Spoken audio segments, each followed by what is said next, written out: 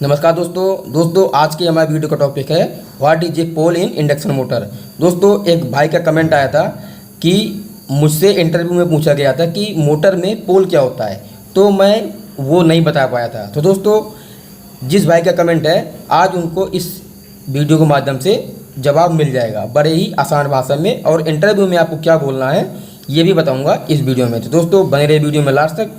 अगर आपको जानकारी अच्छी लग रही है तो चैनल को सब्सक्राइब किए हुए बिना मत जाइएगा और एक लाइक भी ज़रूर कर दीजिएगा। तो दोस्तों चलिए शुरू कर लेते हैं। दोस्तों मोटर में कुछ चलाने के लिए, ठीक है दोस्तों, अगर कोई मान लीजिए ये कोई मोटर है, ठीक है, ये मोटर है और ये इसके अंदर का शाफ्ट है, ठीक है दोस्तों, ये रोटर है, ठीक है, ये इसका स्टेटर हो गया, ये इसका शाफ्ट हो गया और ये इसका रोटर हो गया, ठीक है, जो अंदर घूमता है। तो दोस्तों किसी भी मोटर को घूमने के लिए उसमें पोल होना बहुत ज़रूरी है। और दोस्तों ये हमेशा दो के सीरीज में, दो के ही सिंक में होते हैं, यानी कि 2, 4, 6, 8, 10, 12 etc। दोस्तों ये कभी भी किसी भी मोटर में एक पोल नहीं होगा, क्योंकि किसी भी मोटर को घुमाने के लिए 2 पोल होना बहुत ज़रूरी होता है। अब दोस्तों वो क्यों ज़रूरी होता है? दोस्तों जैसे कि ये जो स्टेटर है इसके में एक बाइंडिंग होती है, ठीक है, अगर सिंगल फेस का है तो 2 बाइंडिंग होगी, रनिंग और स्टार्टिंग। लेकिन अगर 3 फेस का है तो उसमें 3 कॉइलें होती हैं, 6 तार निकलते हैं, ठीक है, 1 2 3 4 5 6, ठीक है दोस्तों। मैं आपको एक और आपको बता दूं दोस्तों, ये हो गया, मान लीजिए ये पोल हो गए, ठीक है, ये ऐसे होता है, ऐसे हो गया, और ये एन और ये एस, इसको दोस्तों शॉर्ट भाषा में एन और एस बोलते हैं, यानी कि नॉर्थ पोल और साउथ पोल। अब दोस्तों मान लीजिए कि ये बीच में इसके रोटर है, ठीक है, अब जो ये इसके बाहर का मोटर हो गया, ये दोस्तों इसके अंदर का हो गया, इसमें 2 पोल हैं, ठीक है, इसमें 2 पोल हैं और ये रोटर है, और इसका ये जो ये बाहरी भाग है ये स्टेटर है, इसमें होती है बाइंडिंग, ठीक है। अब दोस्तों जब हमने इसमें पावर दिया फेस और न्यूट्रल, दोस्तों मैं सिंगल फेस की बात कर रहा हूँ, 3 फेस में भी यही सेम नियम लागू होता है, ठीक है। तो दोस्तों जब इसमें सप्लाई दिया गया तो यह जो होता है ये एक चुंबक की भांति काम करने लगेगा, यानी कि इसमें चुंबक का पन आ जाता है। तो जब ये चुंबकपन आ जाएगा इसमें, तो ये एन और एस जो इसमें चुंबक होता है, इसी में ये पोल होते हैं, इसके 2 पोल 4 पोल 6 पोल 8 पोल। तो दोस्तों जब अब ये जो रोटर होता है ये मेटल का होता है, लोहे का होता है। तो दोस्तों आप एक चीज़ बताऊं, 2 असमान ध्रुव ही आपस नहीं चिपकते हैं, लेकिन समान ध्रुव आपस में, 2 समान ध्रुव आपस में चिपक जाते हैं, लेकिन 2 असमान ध्रुव यानी कि एन और एस आपस में कभी नहीं चिपकेंगे, और उनके बीच में जो भी मेटल का कोई भी वस्तु आएगी वो घूमने लगेगी, क्योंकि उनका रोटेशन कुछ इस प्रकार का होता है। और दोस्तों जैसा इसमें मैग्नेट बनेगा, जिस रोटेशन में एंटी क्लॉकवाइज या क्लॉकवाइज, उस रोटेशन में ये जो रोटर होगा ये घूमने लगेगा।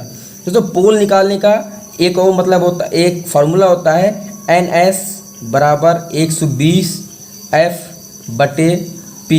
NS इसमें हो गया RPM, नंबर ऑफ पोल।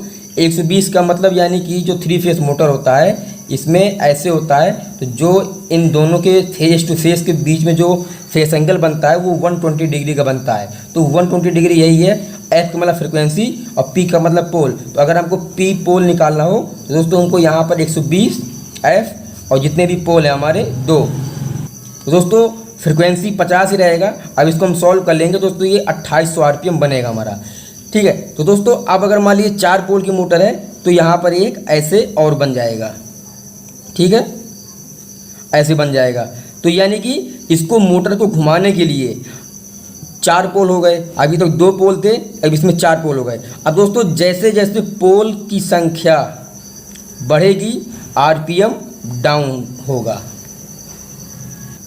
यानी कि अगर पोल बढ़ेगा तो आरपीएम डाउन होगा, और अगर पोल कम होगा तो आरपीएम बढ़ेगा। ठीक है, यानी कि अगर 2 पोल की मोटर है तो उसका 2800 आरपीएम रहेगा।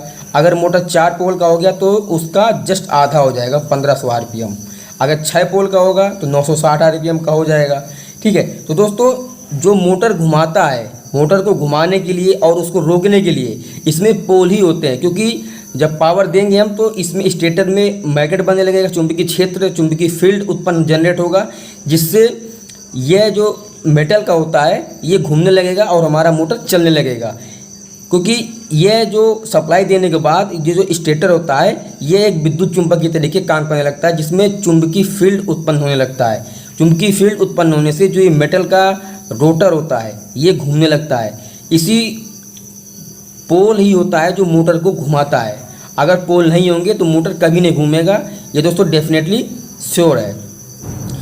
ये पोल ही होते हैं जो मोटर को घुमाता है।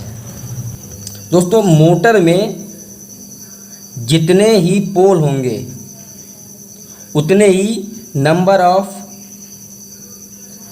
एन और एस होंगे, यानी कि नॉर्थ पोल और साउथ पोल। क्योंकि मैंने आपको बताया कि 2 असमान ध्रुव आपस में कभी नहीं चिपकते हैं और समान ध्रुव आपस में चिपक जाते हैं, तो इसीलिए यहाँ पर एन रहेगा तो यहाँ पर एस रहेगा। ये नहीं कि यहाँ पर एन है तो यहाँ पर भी एन हो जाएगा। हाँ, एन यहाँ पर हो जाएगा लेकिन यहाँ पर आमने सामने कभी नहीं होगा। अगर ऐसा हो जाएगा तो फिर ये चिपक जाएंगे और ये मोटर घूमेगा नहीं। तो जैसे हमने पावर दिया तो स्टेटर में चुंबकीय फील्ड जनरेट होगा और जिससे हमारा मोटर चलने लगेगा।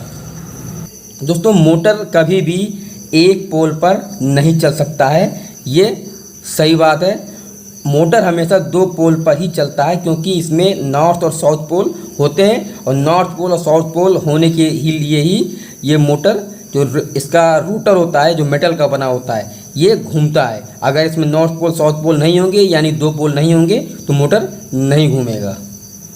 तो दोस्तों अगर आपको इंटरव्यू में पूछा जा रहा है कि पोल क्या है, तो दोस्तों आप सिंपल भाषा में बता सकते हैं कि मोटर को घुमाने के लिए पोल ही होता है, जो पोल ही मोटर को रोटर को घुमाता है।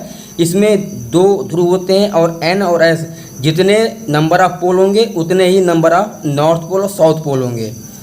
ठीक है, तो दोस्तों आपको ये जवाब देना है। अगर आपको जानकारी अच्छी लगी हो तो चैनल को सब्सक्राइब करिएगा, सब्सक्राइब करने के बाद बेल आइकन बटन जरूर दबा दीजिएगा। नमस्कार दोस्तों।